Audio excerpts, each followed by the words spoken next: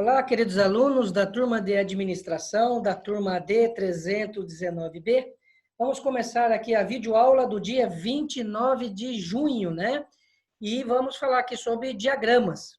Nós temos aí 3 diagramas muito bacanas para trabalhar dentro da administração. Diagramas esses que, na verdade, iniciaram, né? A princípio ali, a partir do século passado, alguns até ainda no final do século, vamos dizer, 19, e é interessante porque como essas ferramentas, né, ajudam até hoje na elaboração de estruturas, de melhoria de processos, de acompanhamento das questões, das suas consecuções, e que se implica na produtividade. Então, que bacana que serão esses diagramas que a gente vai tratar. E esses diagramas, claro, nós vamos começar a falar aqui, que são 3, né, a princípio, que nós vamos começar a fazer aqui o desenho teórico, para que depois, em sala de aula, a gente já vai direto em questões, né, para aplicar. Esses diagramas eu vou compartilhar com vocês aqui, via a tela. Vamos lá? Isso. Então, vamos acompanhar aqui. Pois é, são esses 3 aí que a gente já ouviu falar, às vezes utiliza, né, até bastante, né, no dia a dia, na empresa, ou já se observou, na verdade, uma forma para interpretá-lo. Então, nós temos 3 diagramas interessantes, que é o fluxograma, o organograma e o cronograma. Então, vamos lá, de maneira objetiva, a falar um pouco sobre eles e logo na aula presencial vamos aplicá-lo para que a gente construa e entenda a importância no dia a dia da administração ou de qualquer projeto, vamos dizer assim. Vamos começar pelo fluxograma. Olha só que interessante também, iniciado ali no século passado.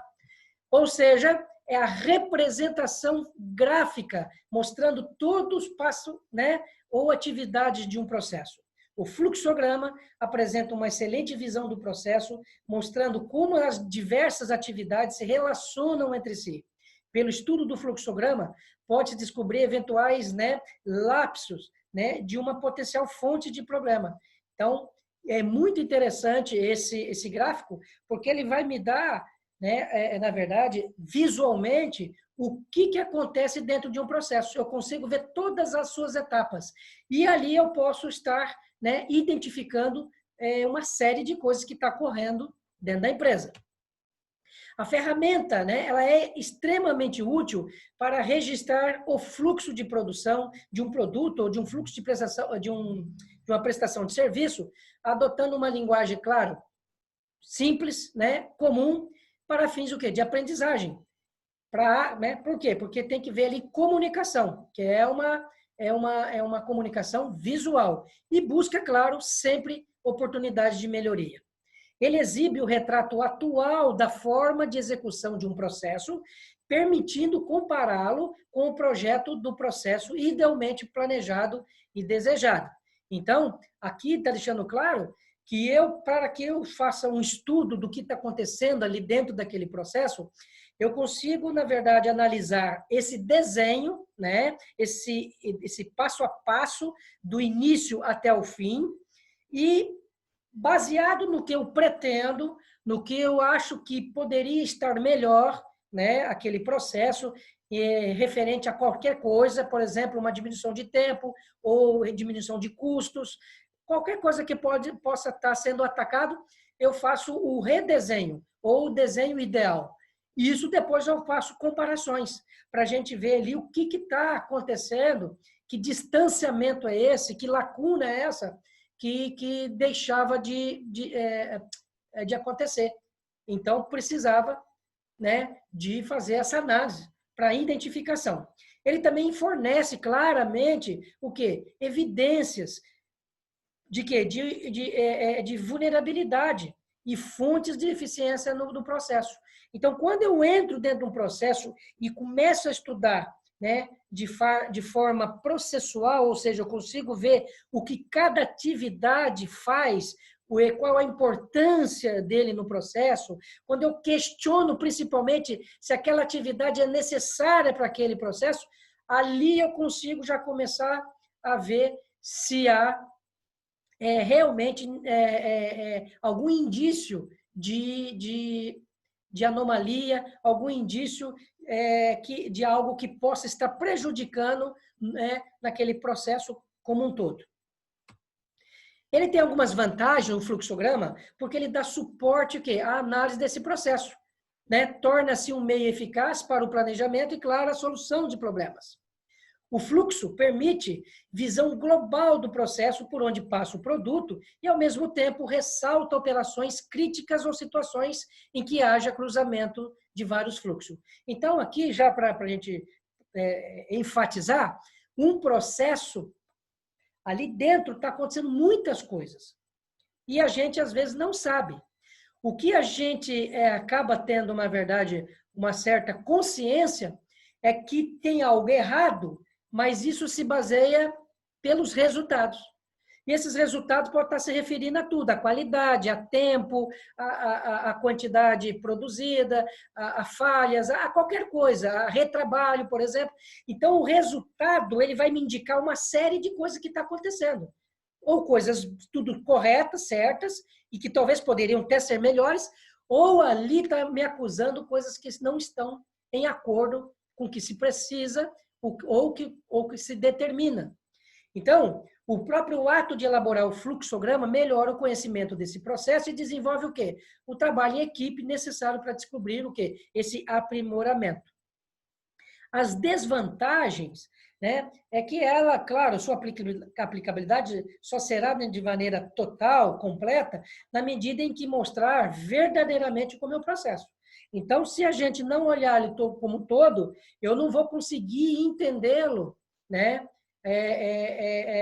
O que se busca e que resultado, na verdade, se quer.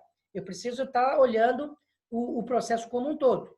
Então, por exemplo, a falta de padronização, a maioria das empresas, como falo, micro, pequenas e até algumas médias empresas, elas ainda em seus processos não são padronizados.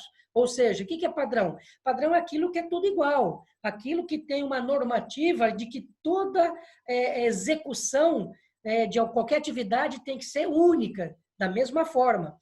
Então, nem sempre as empresas conseguem fazer isso, né? Deixar isso de forma normativa, né? Ou através, vou dar um exemplo mais simples aqui de processo de produção. Há muitas padarias ou muitos supermercados que têm a sua padaria. Se você for, às vezes, comprar até no mesmo horário, mas o dia são diferentes, você vai ver que o pão, por exemplo, ele sai de um jeito e no outro dia sai de outro. Ou no mesmo dia, num turno, né, num período, sai de um jeito. O que é isso? São padeiros que têm a sua própria forma de se fazer aquele pão. O pão em si, o pão, a palavra pão, o produto pão, até ele vamos dizer, ele sai. O produto sai, mas ele não tem nenhuma uniformidade, ele não tem as mesmas configurações, ou seja, a qualidade não está ali implícita e nem explícita. Não está ali, a qualidade, eu estou falando, exigida dentro de um padrão de qualidade. Então, não tem por quê? Porque não existe essa normativa, não existe esse regramento para que as coisas sejam feitas de uma única forma. Então, uma pessoa sozinha, por exemplo, é incapaz de completar o fluxograma, a não ser que tenha ajuda de outros. Então, o fluxograma é importante sempre estar em conjunto, sempre estar com os membros que trabalham naquele setor.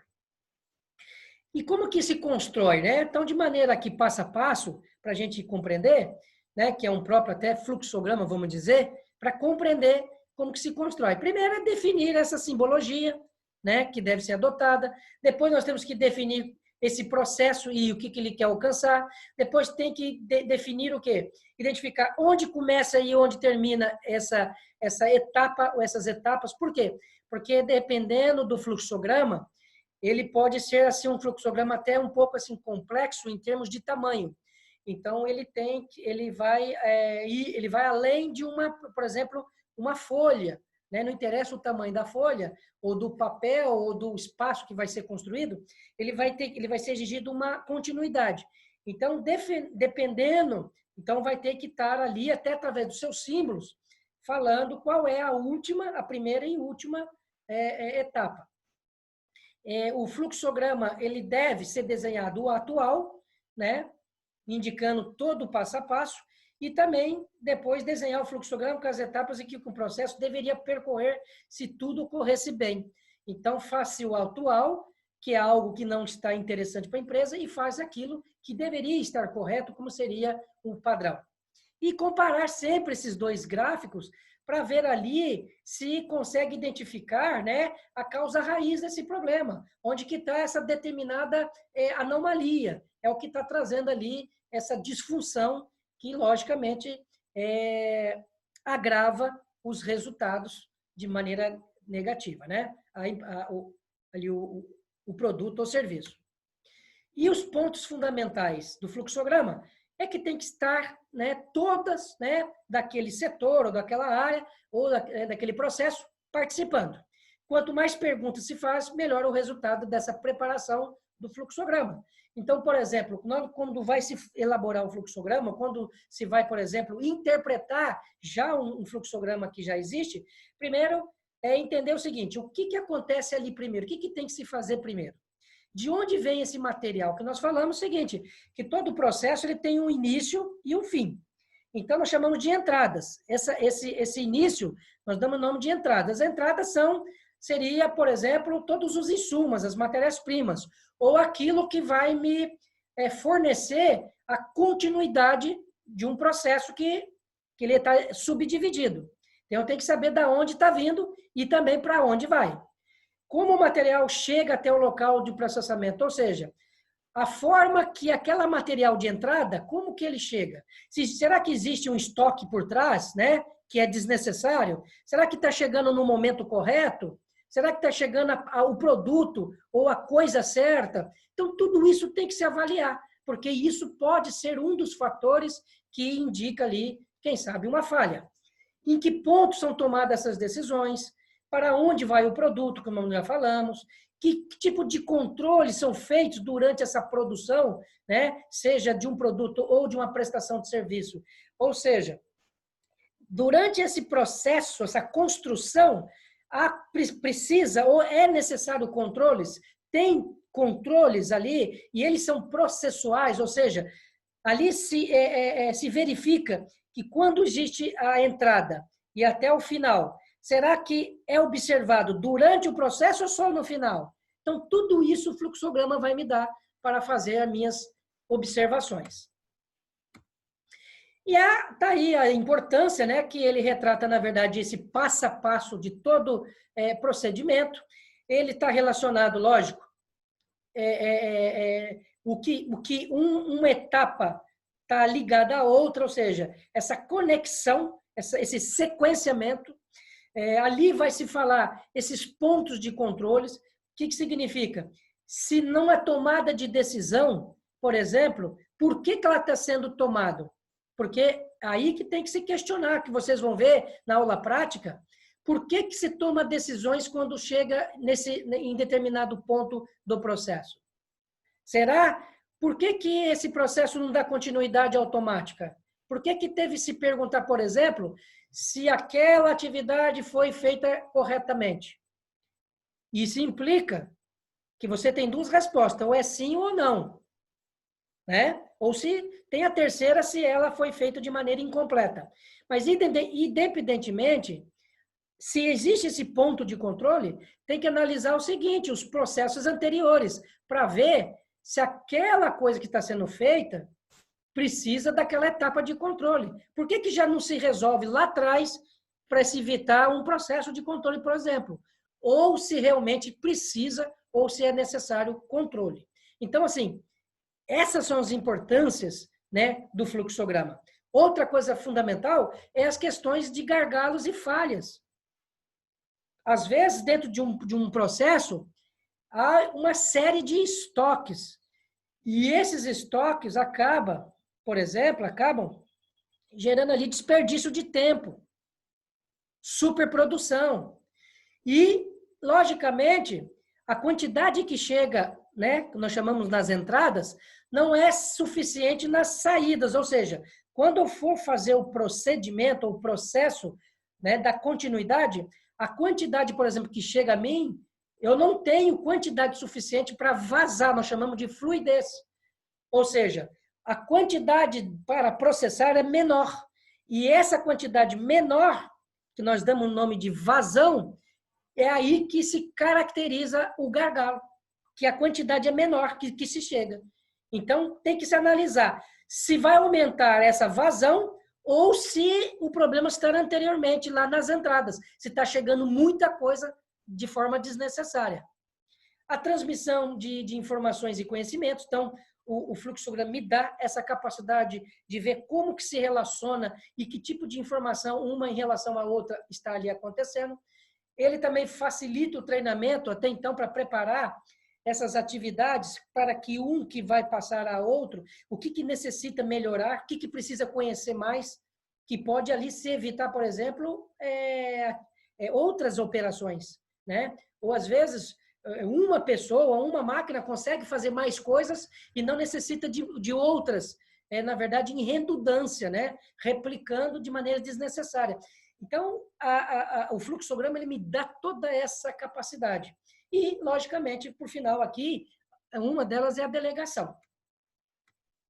Aqui tem alguns significados que a gente vai trabalhar em sala de aula, né, que são os símbolos, né, que são de formas universais, são utilizados em documentos e pode estar, como falam universais, você pode estar lendo um texto em inglês, um texto de um outro país, de outra origem, né, e que os símbolos permanecem, os significados permanecem. Então, embora eu não sei em inglês, por exemplo, ou em outra origem de língua, o que está se falando das atividades, mas o símbolo ele é universal e eu entendo o que ele representa dentro de um gráfico. Então, aqui tem uma série deles aqui, ó, né, como, por exemplo, os retângulos, significa as atividades, as operações, que vai estar ali sendo desenvolvidas. Aqui tem um outro desenho que vai falar de entrada e saídas. Esse símbolo, por exemplo, de o losango, ele sempre, quando ocorre uma tomada de decisão dentro de um processo, e aí cada um aqui vai ter o seu papel e o seu significado. Então, aqui um exemplo, né, que aqui começa, né, aqui é o início, o símbolo que identifica o início de um processo, e aqui o fim de um processo, que é o mesmo desenho, que é o mesmo símbolo. Aqui está o retângulo, que aqui está falando aqui sobre uma atividade. Então, está dizendo que a atividade aqui, a equipe vai discutir. Então, aqui há um verbo, né, nessa atividade, que vai estar dizendo que é uma discussão de uma ideia. E essa discussão de uma ideia vai dizer, logo após aqui, no losango, né, que vem a primeira tomada de decisão, se essa discussão, né, teve como resultado uma boa ideia ou não, ou se ela teve, mas foi insuficiente, por exemplo. Então, ela tem caminhos, olha só que interessante. Então, ela vai se construindo caminhos. Então, a cada passo, olha só, a cada passo que vai se dando, ele vai tendo caminhos, ele vai se direcionando. Opa, deixa eu voltar. Então, se eu falar aqui, por exemplo, ela está incompleta, ela precisa melhorar, ela vai entrar num caminho. Se ela disser que não tem uma boa ideia, ela vai lá já para o processo final. Quer dizer, não há o que discutir mais, tem que ter uma outra ideia. Não há mais o que discutir. E se tiver uma ideia interessante, os membros aqui vai definir o melhor projeto. Olha só, vai dar continuidade. Então, todo o processo, ele vai ter os caminhos, as etapas que vão dar sequências para que possa a gente entender o que está acontecendo aqui dentro. E eu, a partir que eu vou interpretar esse desenho de forma visual, eu consigo aqui identificar uma série de coisas, né? Até coisas que eu tenha que, às vezes, melhorar. Não necessariamente há falhas, mas tem como melhorar. E agora nós vamos dar início aqui a um outro diagrama fundamental, também iniciado ali no início do século, que é o organograma. O organograma, o nome já está falando, que é a representação própria, representação gráfica de toda a estrutura de um organismo ou de uma empresa, né? Onde estão, por exemplo, as pessoas, as coisas, como elas estão organizadas, né, na empresa. Então, é um gráfico capaz de demonstrar a estrutura formal de uma organização. Mas esse organograma ele vai muito além. Por quê? Porque é uma ferramenta de gestão que ajuda a estabelecer essa estrutura, definindo o quê? Funções, grupos de trabalho e até os principais projetos que transitam dentro da empresa. Então, essa sua origem ela está relacionada à necessidade de departamentalização desses negócios que permite organizar o que está sendo feito e atingir, claro, os melhores resultados. Então, é a partir do momento em que há uma estrutura hierárquica clara, em que todos entendem, né, sua função e são treinados para desempenhá-las com excelência, o negócio com certeza pode prosperar. Por quê? Porque quando se organiza as coisas, fica fácil a visualização para que ocorra com agilidade, com rapidez o alcance daquilo que se propõe. O organograma, ele objetiva o quê? Demonstrar toda a divisão de trabalho dentro dos seus processos, né? Ele destaca a relação, por exemplo, entre chefe e subordinado, entre superior e subordinado. E também ele deixa claro quem reporta a quem dentro dessa empresa. Ele deixa evidenciado o tipo de trabalho que ocorre dentro dessa empresa, os cargos existentes, os nomes, por exemplo, desses titulares, a quantidade de pessoas que possuem essa unidade, ok? E a relação funcional que uma tem a outra, seja de forma horizontal ou vertical. Ela tem como importância facilitar o que? O entendimento desses níveis. Por exemplo, nós temos 3 níveis de maneira macro na empresa. Esses níveis é o nível estratégico, né, já conhecido. Esse nível tem o nível tático ou intermediário ou gerencial, também já conhecido, e o nível operacional. Então, vai facilitar essa comunicação, vai facilitar esse entendimento de como tudo ocorre e chega, né, a todos. E ela fica facilmente visível. Melhora também essa comunicação interna empresarial, por onde deveria percorrer, né, as informações, até onde, para quem que deve chegar isso de forma direta e a quem tem que chegar de forma indireta. E com esse organograma, ele aumenta, logicamente, a produtividade diária, porque quando se sabe o que tem que ser feito, quando se chega a informação de maneira precisa, rápida, é claro que o tempo vai me ajudar na produtividade da organização. E ele também otimiza o quê? O onboarding, que significa essa integração, né, das pessoas, inclusive com os recém-chegados. Que, por exemplo, quando se contrata um colaborador, passa por um processo de treinamento de integração.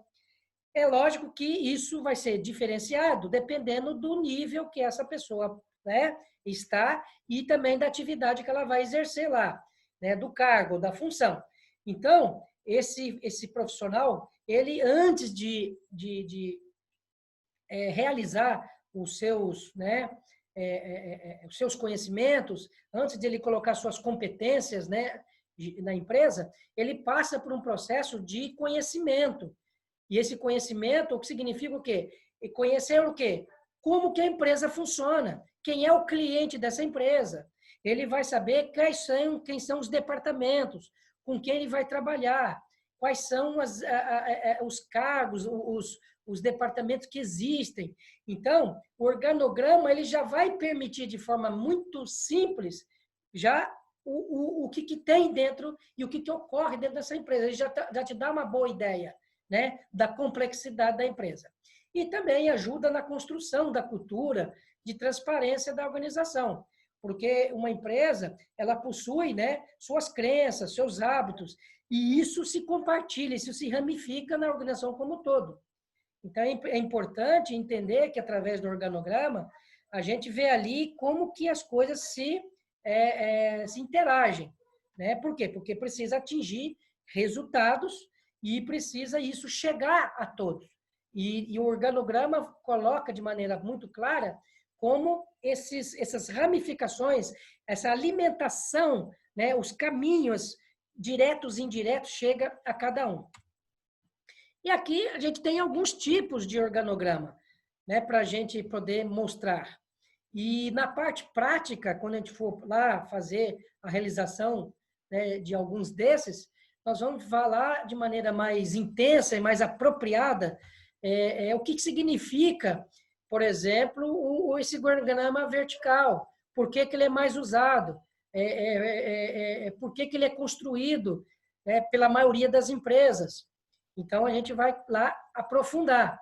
Da mesma forma, o horizontal, que você vê que enquanto aqui o vertical o poder de comando, né? O de comando é de cima para baixo, já no horizontal é da esquerda para a direita. Então, o comando maior parte da esquerda e vai de forma horizontalizada, né? Para a direita até os níveis abaixo, vamos dizer assim, em comparação com o anterior. Aqui tem outro tipo de demonstração, como ele pode ser construído, que nós chamamos de organograma por pessoas, onde aqui as posições que cada um ocupa está com os nomes das pessoas, claramente, nota-se, né, que a própria formação desse organograma, de forma aqui vertical, ele já dá a ideia quem é quem, em que nível, né, que se apresenta no que se refere à autoridade e responsabilidade. Também aqui temos por funções, né? Ele tem uma estrutura também verticalizada, mas ela está aqui para exemplificar, né, as questões de funções. Quais são as funções existentes dentro desta organização? Temos também por departamentos. Por exemplo, uma empresa que trabalha para várias empresas, né, que são seus clientes, e os seus desenvolvimentos, os seus projetos, está todo ele separado por projetos. Então, tem um projeto que é para uma empresa A, tem um outro para um projeto aqui que é para uma empresa B, e assim está ali se desenvolvendo, né? Existe aqui acima a gerência, né, o que vai coordenar todos esses gestores que vão estar encabeçando, né, com esses profissionais aqui abaixo, né, que estão aqui de maneira ramificada, que vai dar corpo aos projetos que está aqui sendo demonstrado. Também tem outro tipo de organograma, que é até utilizado mais por empresas, que conceitualmente muda a maneira de demonstração. Aqui, um dos pontos, nesse caso, do organograma circular, na verdade, suavizar a ideia de subordinação da maneira que se apresenta. Então, neste caso, por exemplo, o poder maior sempre sai do núcleo para a margem, diferentemente por exemplo, do vertical, que é de cima para baixo.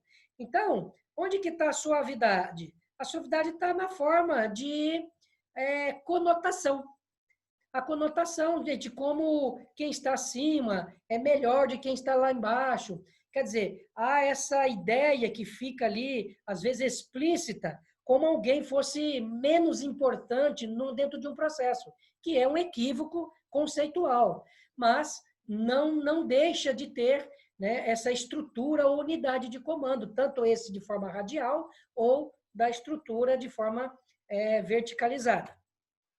Também temos aqui outro tipo de organograma, que é por barras, e ele se dá na sua diferenciação pelo tamanho da barra.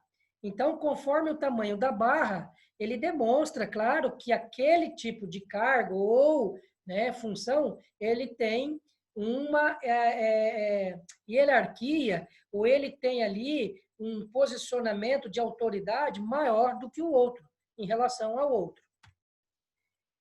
E aqui, vamos aqui, na verdade, só detalhar rapidamente e vamos fazer isso na prática, né? E vamos construir isso de uma maneira bem mais fácil. Como se constrói esse organograma, para que a gente entenda o que significa, por exemplo, cada parte, cada componente dessa construção. Por exemplo, os retângulos, as linhas, que tem alguns tipos de linhas, as linhas verticais, horizontais, ou seja, que cada função ali dentro dos componentes é representada por um retângulo. Então, aqueles retângulos aí, existem funções ali a título dos cargos. Então, se há necessidade, por exemplo, de colocar o nome do ocupante, vai se dar de uma forma, por exemplo, de dentro, com letra, aparece fora do retângulo, né? Ou dentro com letra de tipo diferente. Então, são formas de construções que eles dão a gente para fazer esse organograma. Essas unidades de trabalho ou cargo, né, como já foi falado, são aquelas caixinhas, são os retângulos onde vai se posicionar ali o profissional. E a própria hierarquia da estrutura é ela que vai funcionar sempre, né, de cima para baixo, da esquerda para a direita ou de dentro para fora, como foi demonstrado por alguns exemplos que foi falado. Aqui, nós vamos falar apenas daquelas linhas de comunicação que ela pode se dar de forma contínua e de forma pontilhada. Ou seja, de forma contínua indica que existe ali uma hierarquia direta entre os setores. Então, com relacionamento de linhas, você pode ter linhas sórdidas mostrando as principais linhas de autoridades ou linhas pontilhadas, mostrando linhas que são secundárias de autoridade. Então, a linha verticalizada, né, aquela que vem de cima para baixo, ela é parte do conselho da administração, quer dizer, lá dos proprietários, dos diretores, que é a condutora do organograma. É dali que nasce. Então, todas as unidades dirigem-se essa linha, o que demonstra o poder maior da organização, que está, logicamente, na mão do executivo principal e de seu colegiado maior.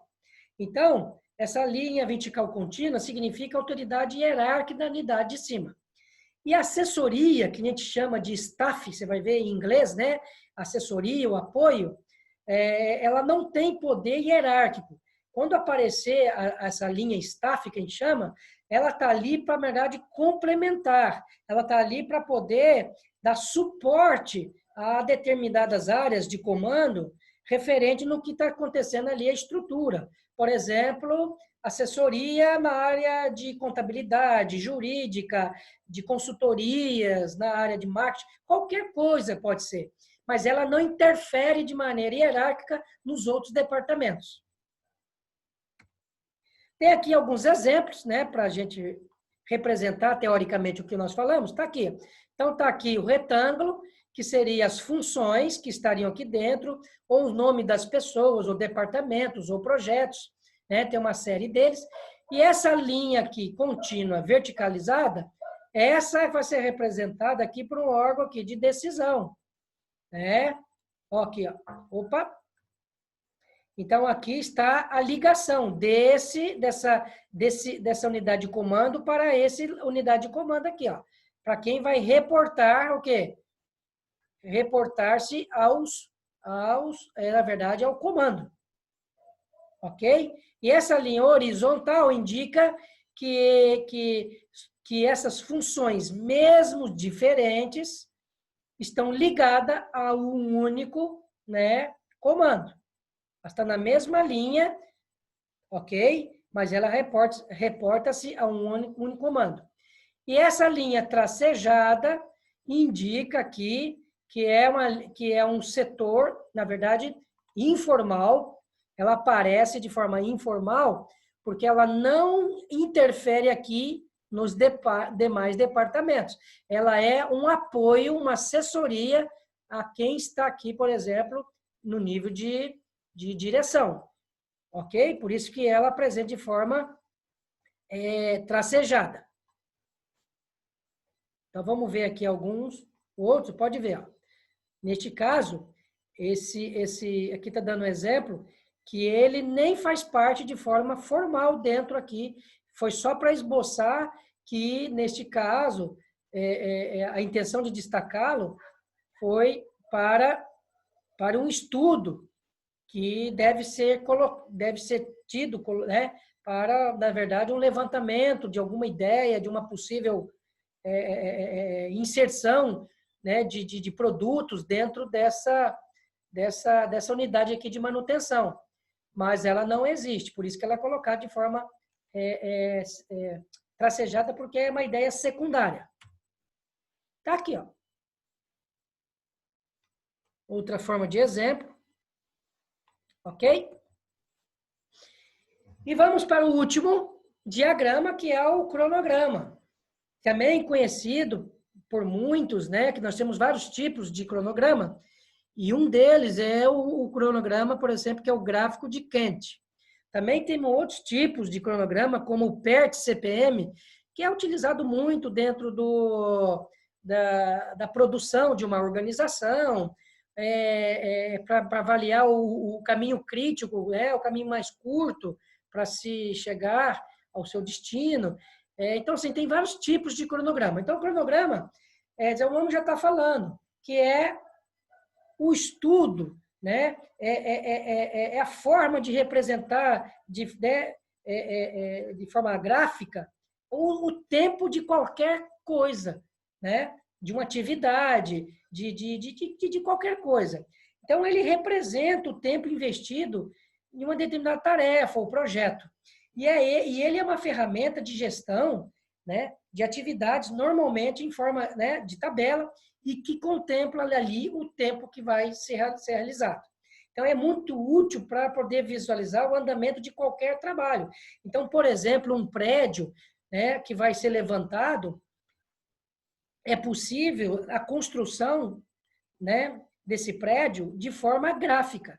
Eu consigo ver quando vai começar e quando vai terminar. Então, se aquele edifício vai levar ali, por exemplo, 1 ano e 8 meses, todas as suas etapas, né, pela sua quantidade de etapa, vai estar ali de forma gráfica representando o tempo que vai necessitar, logicamente, que dentro do planejamento, na hora que foi feita essa construção, está se colocando ali, está se considerando uma série de variáveis, né, uma série de variáveis, para poder se determinar o tempo preciso e, é lógico, depois o tempo total.